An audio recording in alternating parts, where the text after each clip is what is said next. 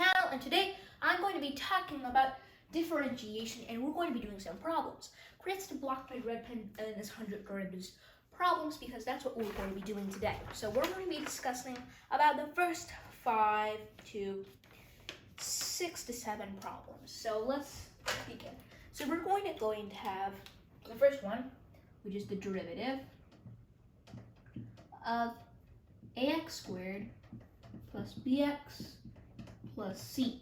Well, the derivative of this using the power rule, and I'm going to only be introducing these rules once, because if we introduce them more than one times, then we don't just get to see the whole problem in action and doing it quicker. So I'm just going to be showing for the most 5 to 6 problems as an introduction, and the next part we're going to be just doing the problems straightforward on. So this is n a x to the n minus 1.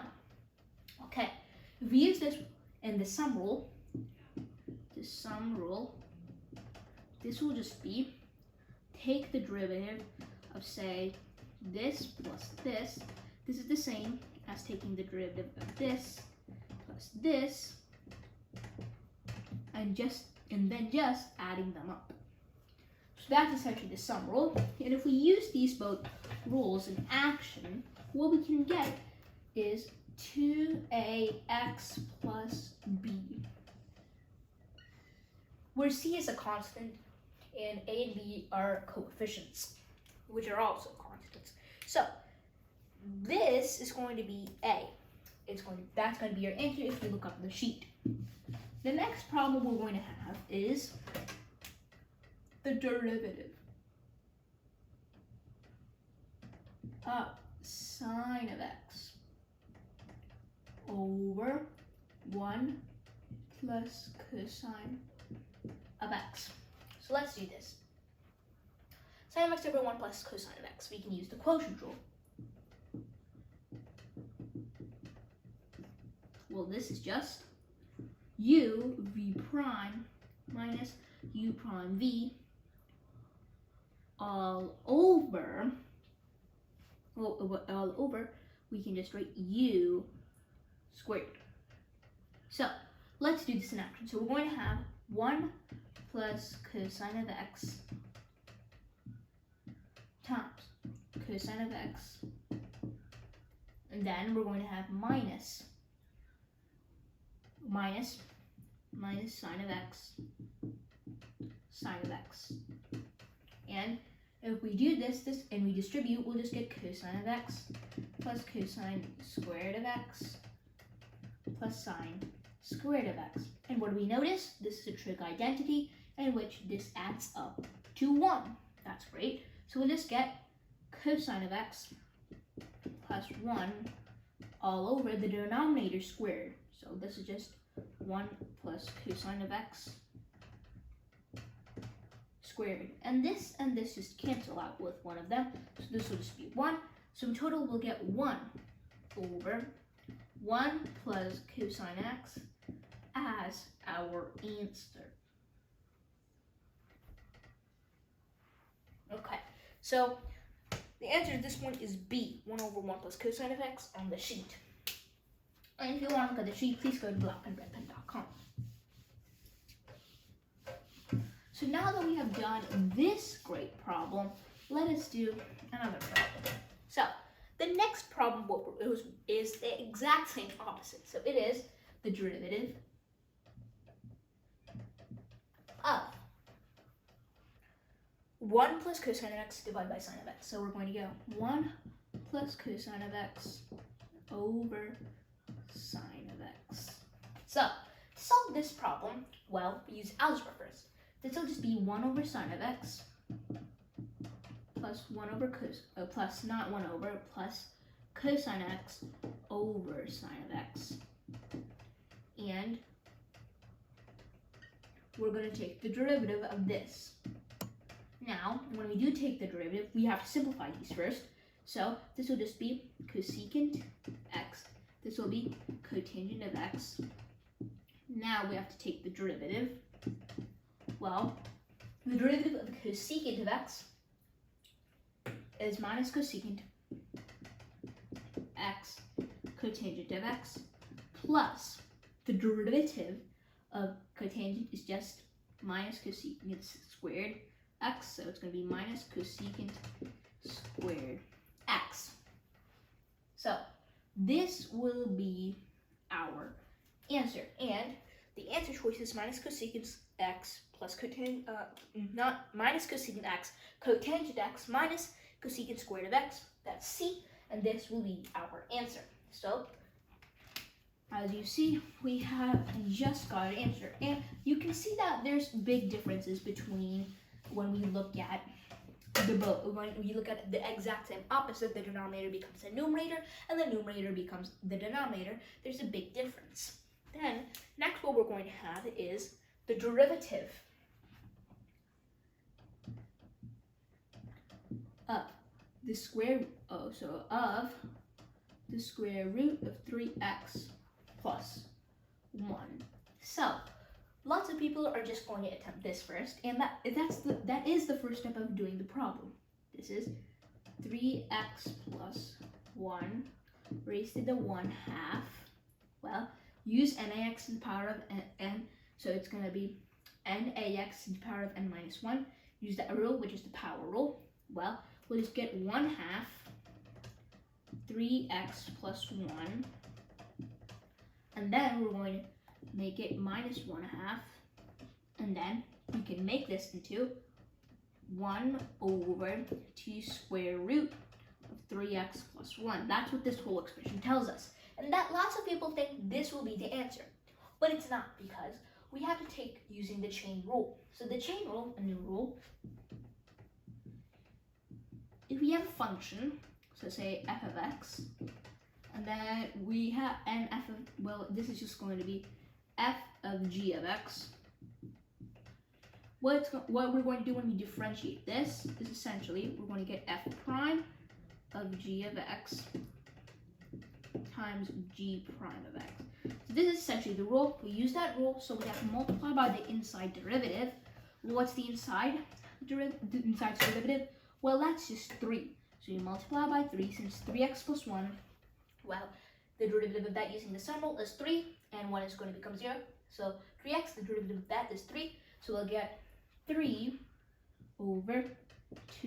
square root 3x plus 1. And this will be our answer. So this is going to be A, the answer choices. And now that we have done this, let's look at another problem. So this problem looks very easy, but it's kind of hard. And this involves the product rule, so one of the rules that is important. And all of the rules, and right now I'm going to talk about the product rule, is going to be important. So we're going to have sine cubed of x plus sine of x cubed. How do we do this? Well, we use the chain rule. So this is just sine of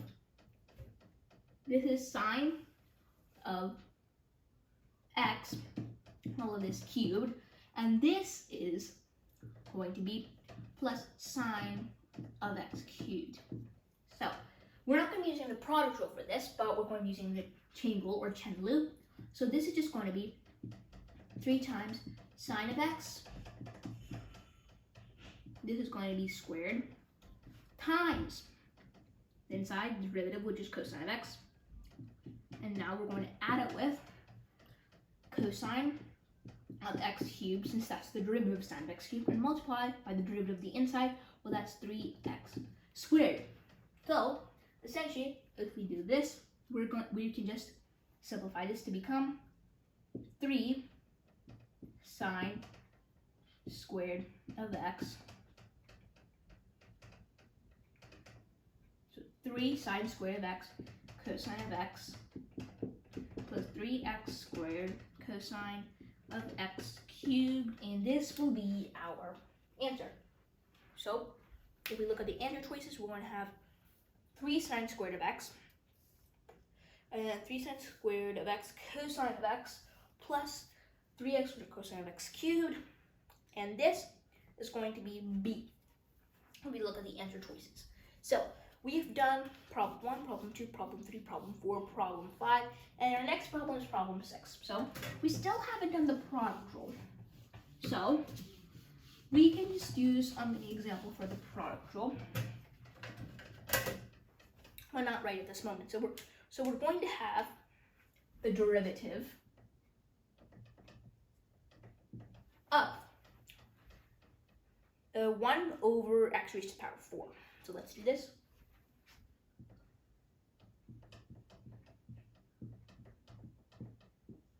Okay, so we can essentially change this to be x raised to the power of minus 4. And now we use the power rule. This will just become minus 4x to the minus 5. And x to the minus 5 will just go down, so it'll just be minus 4 over x raised to the power of 5. And this will be our answer, which is going to be C. Okay, so let us actually discuss right now all the rules. And we haven't gone to a product rule situation, which is why we're going to do more problems after 7 today. But let's just discuss all the rules. So we have the first sum rule, but there's kind of a debate, the sum rule or the power rule. Which is first? Well, I essentially think the power rule, because you can even take x squared and use the power rule and take the derivative, not the sum rule.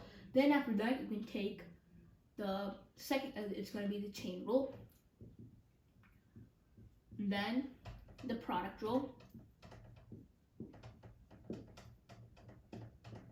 And then the quotient rule.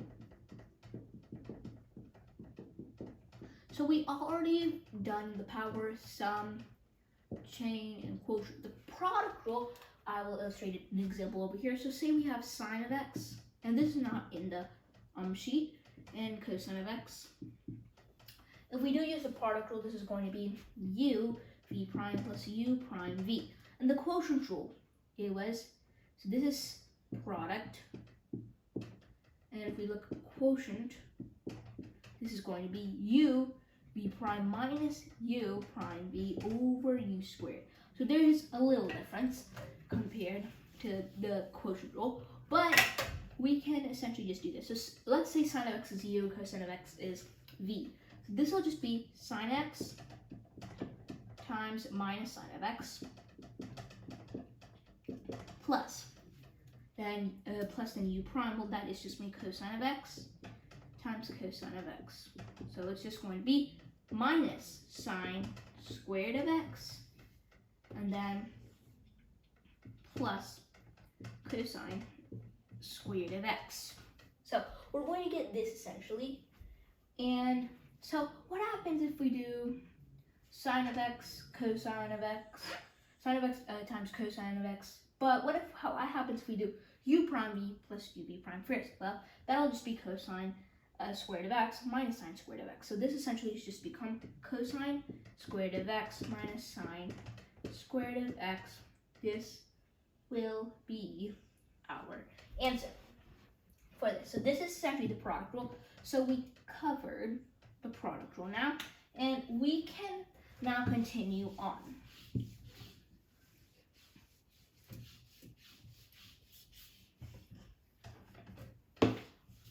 So if we continue, we're going to get number 7. Number 7 is the derivative of 1 plus cotangent of x of that quantity cubed. So 1 plus cotangent x of that quantity cubed. So let's take the derivative of this. So we have to use the chain rule. So we get 3 times 1 plus cotangent of x squared. Now multiply by the derivative of the inside. Well, that's just minus cosecant squared of x, which is over here. And since 1 is just going to be 0, cotangent x is going to be minus cosecant squared of x. We multiply by that. And this will just be 3. And minus 3, you can put the minus in front, times 1 plus cotangent of x squared cosecant squared of x. And you can also put the cosecant squared in front. So this will be minus 3 cosecant squared of x. And then we're going to have times 1 plus cotangent of x squared. So this will be our answer, and it's minus 3 cosecant squared of x times 1 plus cotangent of x squared. That is A. So now that we have solved this, let's look at another problem.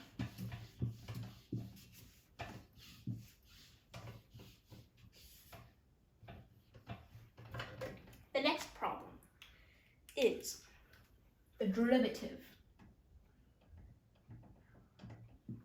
of x squared times 2x cubed plus 1 raised to the power of 10. So 2x cubed plus 1 raised to the power of 10.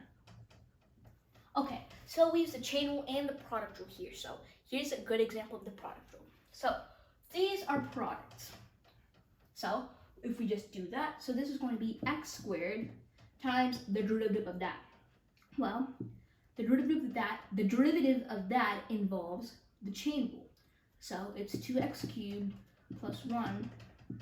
We put the 10 over here, raised to the power of 9, multiply by 6x squared, such that this is 60x squared times 2x cubed plus 1 raised to the power of 9. So this will be the derivative. So we can write times 60x cubed, not x cubed, it's x squared, times 2x cubed plus 1 raised to the power of 9. Now we have to add it with the derivative x squared.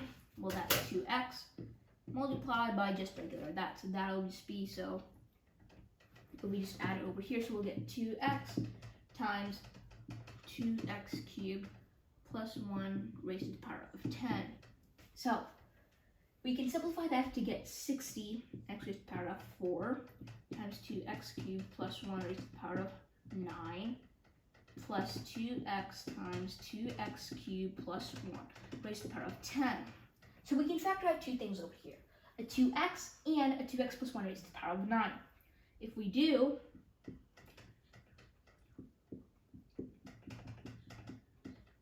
will result in 60x raised to the power of 4. We take an x away and a 2 away. So this is just going to be 30x cubed. And if we take 2x 9, that'll become away, and 2x, that'll become away, and 2x 9, well, if we take this, will just result in 2x cubed plus 1. So plus 2x cubed plus 1. And we can simplify it, this part, to be 32x cubed plus 1 times 2x plus 1 raised to the power of 9, then 2x. Okay, so most of you may be wondering this. What did you may be wondering? Well, the most thing that you may be wondering is that why? Why can we only factor out the 2x cubed over here? 2x cubed plus 1 raised to the power of 9. Why not? Why can't we factor out 2x cubed plus 1 raised to the power of 10? Because we have a 10 over here. Well, the reason is because if we do factor out a 10, well then 10 is greater than 9. So imagine if you have more markers. So say if you have x squared, or let's say 2x, you're factoring an x, so you're taking an x out. But let's say you're taking 2x and you take 4x out. That's greater, so you're going to result in negative or something less than that. So if we take 9, we're still going to have 1 left over, and 9 is the greatest. So we take 9 and boom, we get our answer. So the answer choice for this one is 2x times 2x cubed plus 1 raised to the power of 9 times 32x cubed plus 1. That will be B. 2x times 2x cubed plus 1 raised to the power of 9 times 32x cubed plus 1. Yep, so that is going to be our answer choice, and it's B. B is our answer choice. So we have solved this problem successfully, and the next problem involves the quotient rule. The next problem is the last problem for page 1, the derivative of x over x squared plus 1, so all of that quantity squared. And we have to solve this. So let's do the quotient rule first. So this is x squared plus 1 squared times the derivative of x is just 1. Then minus the derivative of this. Well, what's the derivative of x squared? Plus 1 squared. Well, it's 2 times x squared plus 1 times 2x. Why? Because of the chain rule. So x squared plus 2x and plus 1, that's 0. So 2x plus 0, we can just write 2x. So this is 4x, so we can just pull this up to the front since we're multiplying it. 2 times 2x is 4x times x squared plus 1. So we can write it over here, minus 4x times x squared plus 1. And then now multiply by x since we have to. And we all divide this by x squared plus 1 raised to the power of 4. Since if we raise this power of 2, 2 times 2 multiplies to get 4. So we've got this over here, and now we just have to solve this. But how? Well, this is pretty simple. So we can factor out an x squared plus 1. Factoring. A very important topic in calculus and algebra. Maybe even trigonometry. So we can factor out an x squared plus 1. And remember, and we can also simplify these two terms. If we factor out an x squared plus 1, we'll get this term. X squared plus 1.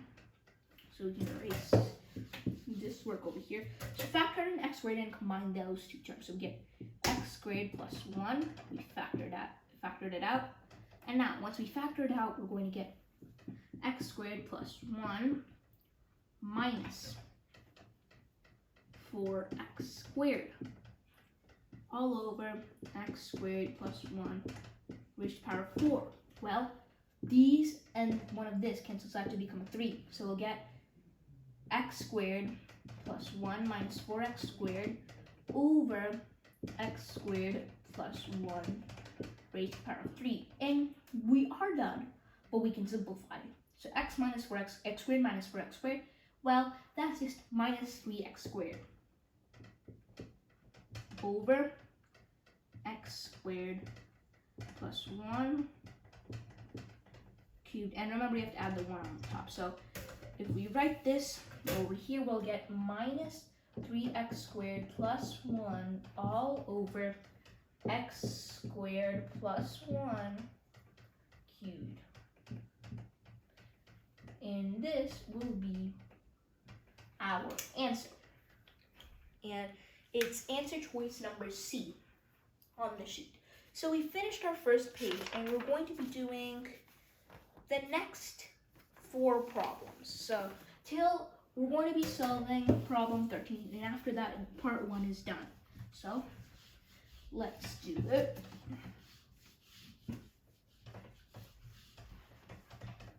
Okay, so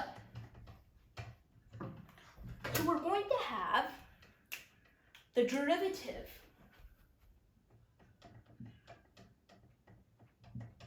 of 20 over 1 plus 5e to the minus 2x. Okay, so obviously quotient rule. So if we use the quotient rule, we'll get 1 plus 5e to the minus 2x times 0. Well, what does that mean? Cancel. So that's great for us. So we'll get minus 20 times the derivative of 1 plus 5e to the minus 2x. Well, that will just be minus 10e to the minus 2x, since 1 becomes 0 plus 5e to the minus 2x minus 10e to the minus 2x. So 20 times minus 10 is minus 200 e to the minus 2x. And we have to put a minus there. Makes plus, so we'll get 200 e to the minus 2x. Now over the denominator squared. The denominator is 1 plus 5e to the minus 2x squared. And this will be our answer. 200e to the minus 2x divided by 1 plus 5e to the minus 2x squared. So that is answer choice number A. So we have done this, and now we can move on. So we have 3 more questions left in this part 1. So next we're going to have Question number 11, pretty straightforward question. The derivative of the square root of e to the x plus e to the square root of x. So this is kind of like the sine cubed of x, and then plus sine of x, sine parentheses x cubed. This is kind of like that, except this is a little different. So let's actually use some algebra and simplify. So this is just e to the x to the 1/2, and this is just plus e to the square root of x. Well, what's the square root of x? Well, that's x raised to the power of 1/2. And this is different. Since we put the parentheses, we can multiply this. So when we multiply this, because it's a law of exponents, let's actually put a dot over here. We can multiply, so this is just e to the 1/2 x plus e to the x raised to the power of 1/2. We can't do this with here because it's not root. This essentially is root, but not this. So take the derivative of this. This is just 1/2 e to the 1/2 x. Okay, so we get this. Then we're going to have plus e to the x to the 1/2. Well, if we take the derivative of that, x raised to the power of 1/2, this will be 1/2 x raised to the power of minus 1/2. Then we're going to say, and then we're going, so, and then, yeah, so this is going to be it. Yeah, so this will be the answer. Well, this is just 1/2 square root of x. So if we put it over here, we get e raised to the power of, and then e, and then raised to the power of x, the square root of x. But then remember, we have to multiply by this term, so we just get e to the square root of x over 2 square root of x. So we got this term simplified. Now this term, well, e to the 1/2 x is the same as e to the x, all of that in parentheses, to the 1/2. So this is just 1/2, well, 1/2 times that, well, 1/2 times the original. Well, if the original was the square root of e to the x, we just divide by 2 because that's what 1/2 is. And this will be our answer. And it's integer choice number, so we have B. So B, I believe. Yep, so it's B. B is going to be our answer choice over there. So we have now performed question number 11 diligently. And now we have to go to question number 12. So let's do this.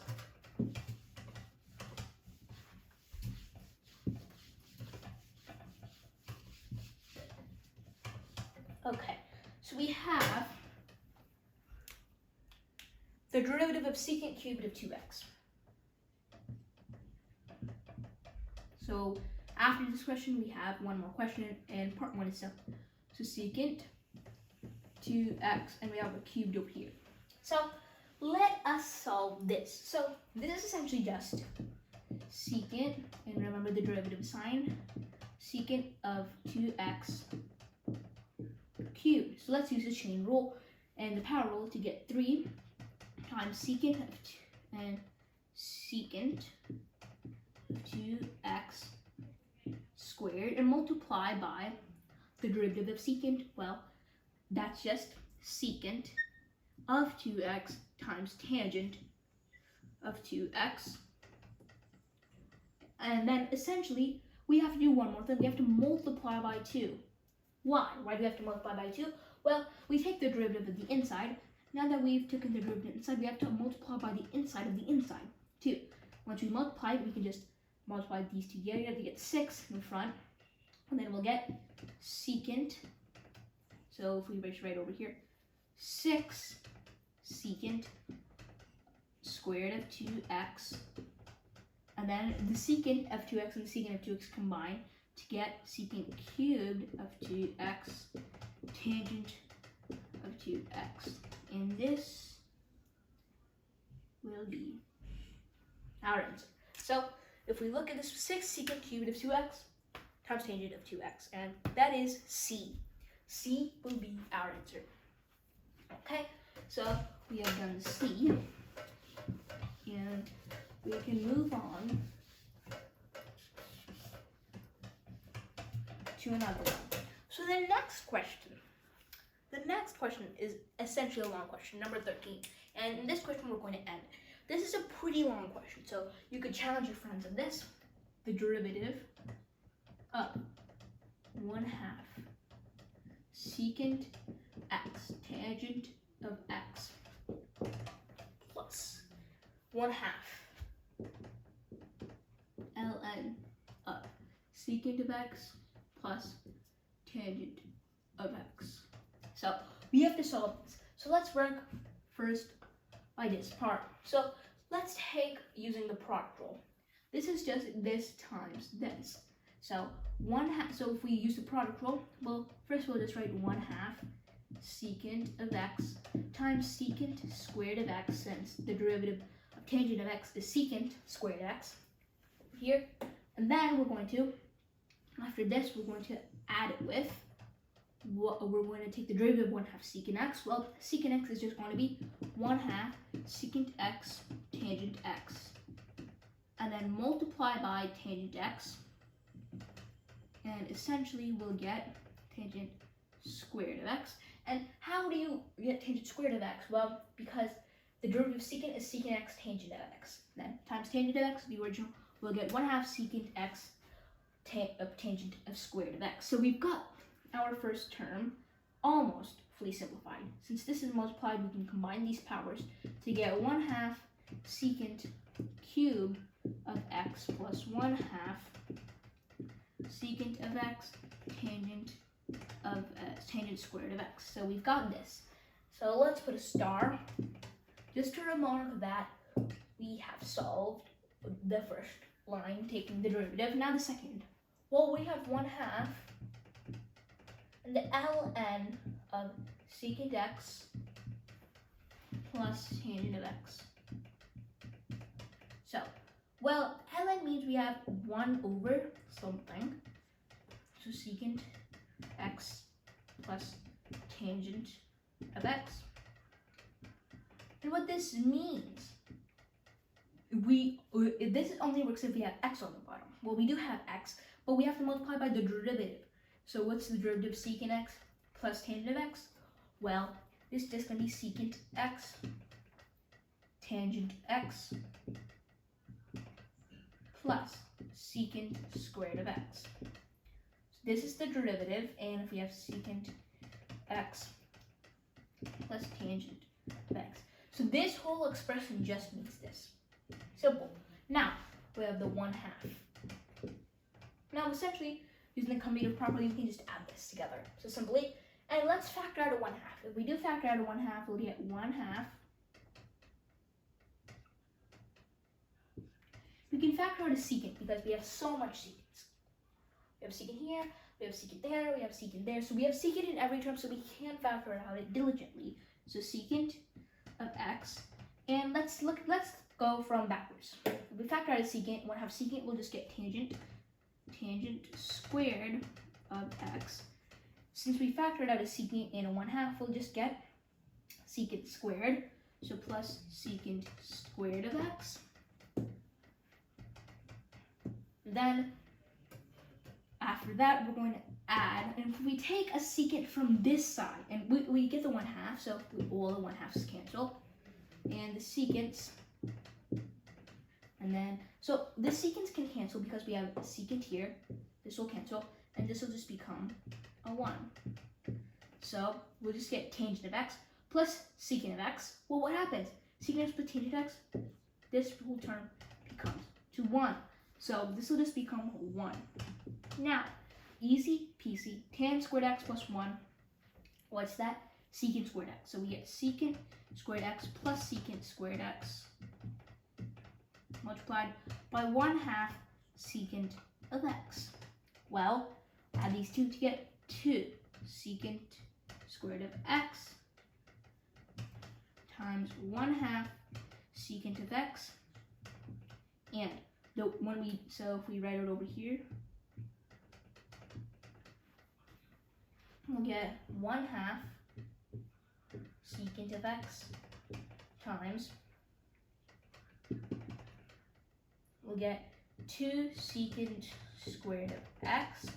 And the 1/2, when we distribute this, the secant one, and we'll add up to get, and we'll multiply, and then so we'll get 3, and 1/2 and 2's cancel, so we'll get secant cubed of x, and there is no further simplification. So secant cubed of x is our answer. So we got this big long term, made it into 2 longer terms, then made it into a shorter term, then made it into more longer terms, then made it smaller and smaller terms, then made it to the smallest term. So we had 2 terms which look like 5 times their size, 5 times this size, and essentially this is just secant cubed of x. So we can make this video to a conclusion. And this is part 1 of the series of BlackPenRedPen's 100 derivatives problems. So if you like this video and if you like this channel, please subscribe to learn more. Thank you.